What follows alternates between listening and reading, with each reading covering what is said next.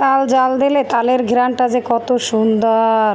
প্রিয় আপুরা, আজকে আবার আমি চলে আসলাম।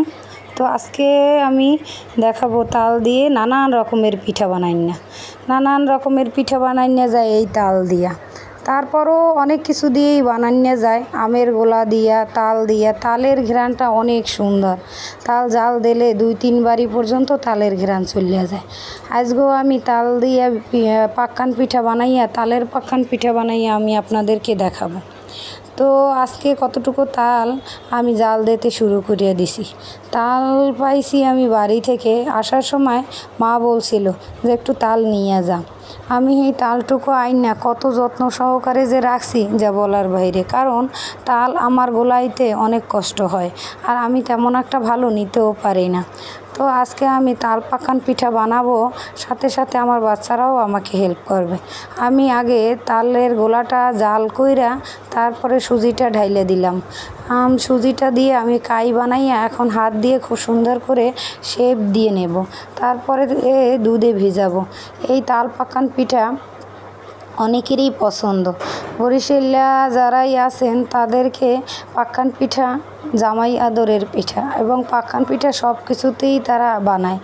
যদি কোনো মেহমান আসে তখন দেখা যায় আর কোনো পিঠা বানাক আর না বানাক, পাক্কান পিঠা তারা বানাবেই।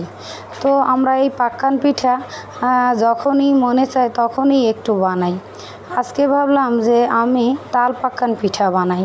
তালের ঘ্রাণটা যে এত সুন্দর হয় ভাজলে এবং দুধে ভিজাইলে আরও বেশি ভালো লাগে। তো আমি এখানে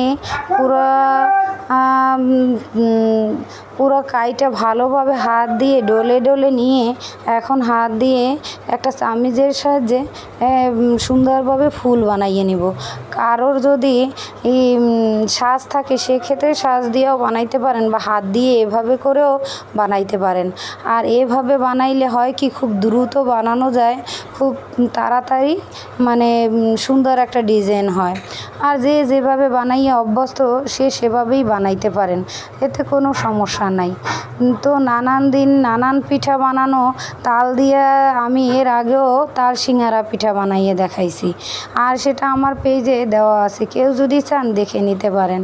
আজকে আমি তাল পাকান পিঠা বানাবো কারণ ছোটো বাচ্চাটার বেশি খেতে ইচ্ছা করতেছে তাল পাকান পিঠা। আসলে কি আপুরা, তাল পাকান পিঠা তার খেতে ইচ্ছা করতেছে না, সে যে পিঠা বানাইবে সেই আনন্দতে সেই উৎসাহতেই সে এই কথা বলতেছে। তো আমারও ভালো লাগে যে ছোট ছোট হাত দিয়ে তারা আমাকে সবসময় সাহায্য করে। তো এখানে আমি সব পিঠাগুলোই এভাবে হাত দিয়ে সুন্দর করে পাতা ফুল বিভিন্ন ডিজাইন করে তারপর বানিয়ে নেব। তারপরে আমি তেলে কড়া করে ভেজে তারপরে আমি দুধে শিরায় ভিজাবো। বাচ্চাদের এই পিঠাটা খুব পছন্দনীয়, আর বরিশাল মোরা যারা আছি তাগো তো আরও পছন্দনীয়। যখন এই সময় পাই মনে হয় এই পিঠাটা যে এত সহজ, কি আর কমো, তখনই এই পিঠাটা বানাইনি। আর জামাই আদরের ক্ষেত্রে তো আছেই, বা যে কোনো মানুষ বা যে কোনো মেহমান আসবে তাদের আসার পরই দেখা যায় এই পিঠাটা আমরা বেশি রেডি করে থাকি। তো যে আপুরা মানে বরিশাল বেড়াইতে যাইবেন দেখবেন যে কোনো বাসায় হোক না কেন তারা এই পিঠাটা খুব সহজেই বানাইয়া মেহমানদের আপ্যায়ন করে থাকে। তো প্রিয় আপুরা, যারা আমার এই ভিডিওটা ফেসবুক পেজ থেকে দেখতে আসেন অবশ্যই একটা ফলো দিবেন, আর যারা ইউটিউব চ্যানেল থেকে দেখবেন অবশ্যই একটা সাবস্ক্রাইব দেবেন। তো প্রিয় আপুরা, এখন আমি ভাজতে চলে গেলাম। আজকে বেশি একটা পিঠা হয় নাই, অল্প কয়েকটা হয়েছে দেখে আর আমার মন ভরল না। তো প্রতিদিন বানাইতে গেলে দেখা যায় যে কিছুটা পরিমাণে বেশি বানাই, আশেপাশে 2-1টা পিঠা দিতে হয়। তো আজকে আমার আশেপাশে যে ভাবিরা আছে তারা বেড়াইতে গেছে, আর যারা দূরে আছে তাদেরকে আজকে আমি পাঠাবো না। তো এই ভেবেই অল্প করে বানাইছি, কারণ সময়েরও তো দরকার, সময় একেবারেই থাকে না। আমার মতো অনেক আপুরা আছে যে বিভিন্ন কাজে ব্যস্ত থাকে, আর সময় তাদের তেমন একটা থাকে না। তারপরও তার ভিতর থেকে কিছুটা সময় বের করে বাচ্চাদের জন্য করতে হয়, তাদের খুশির জন্য করতে হয়, তাদের দেখা যায় নাস্তা দেওয়ার ক্ষেত্রে সেই ক্ষেত্রে করতে হয়। তো আমি এখন সব পিঠাগুলো এইভাবে ভেজে নেব কড়া করে। তারপরে দুধ জাল দিয়ে শিরাটা রেডি করব। রেডি করে তারপরে সেই শিরার মধ্যে ভিজাবো পিঠাটা। আমার মা এবং আত্মীয় স্বজন যারা আছে, বরিশালের মানুষ আমি মনে করি যারাই আছে তাদের সবার ক্ষেত্রে এই পিঠাটা বেশি পছন্দনীয়। আর আমরা এই পিঠাটা বেশি বানাই দেখা মনে হয় কি যে না, এটা যে কোনো সময় বানানো হয়, এটা কোনো পিঠা না। তো যারা দূরের আছেন বা যে আপুদের বেশি মানে খেতে ইচ্ছা করে তারা আমার বাসায় চলে আসবেন। আমি খুব সহজেই এই পিঠাটা বানাইতে পারি এবং আমার কাছে মনে হয় যে খুব সহজ, তাড়াতাড়ি হয়। তো আমার প্রিয় আপুরা, ভাইয়ারা, যারাই আমার এই ভিডিওটা দেখবেন প্লিজ একটা শেয়ার দিয়ে দিয়েন। তো আমার সবগুলো পিঠে বানাইয়া ভাজার পরে এখন আমি দুধের শিরার মধ্যে ভিজাবো। তো দুধটা জাল দিতে বসে গেলাম। আমি এখানে 3টা এলাচ দিলাম আর একটু দারুচিনি দিলাম এবং স্বাদ মতো এখানে আমি চিনি দিলাম। আর অল্প একটু চিনি আমি দিয়েছিলাম কাই করার সময়, আর কিছুই আমি দেই নাই। তো এখানে আমি যে দুধটা জাল দিতেছি এটাও আমার বাড়ি থেকেই আনা।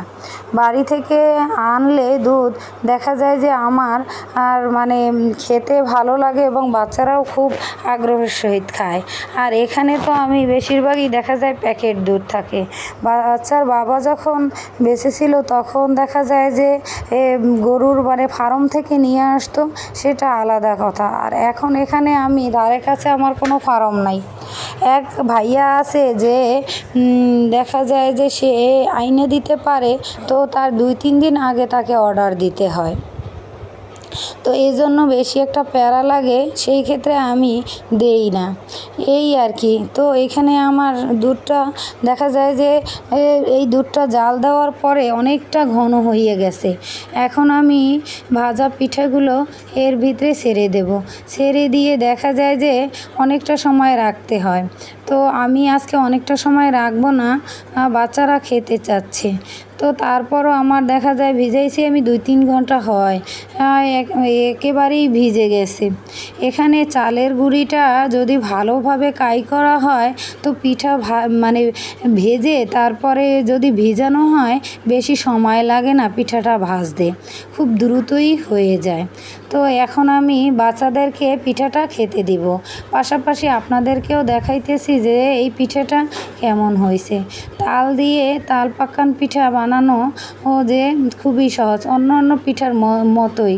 এখানে একটা পিঠা দেখা যায় যে তালের একটা আঁশের সাথে লেগে আছে। আজকে আমি তালের এই গোলাটা চালনি দিয়ে চালি নেই, একেবারে ডাইরেক্ট দিয়েছি। সেই ক্ষেত্রে দেখা যায় যে 2-1টা আঁশ আমার এই পিঠার ভিতরে থেকে গেছে, তালের আঁশ আর কি। আল্লাহ হাফেজ।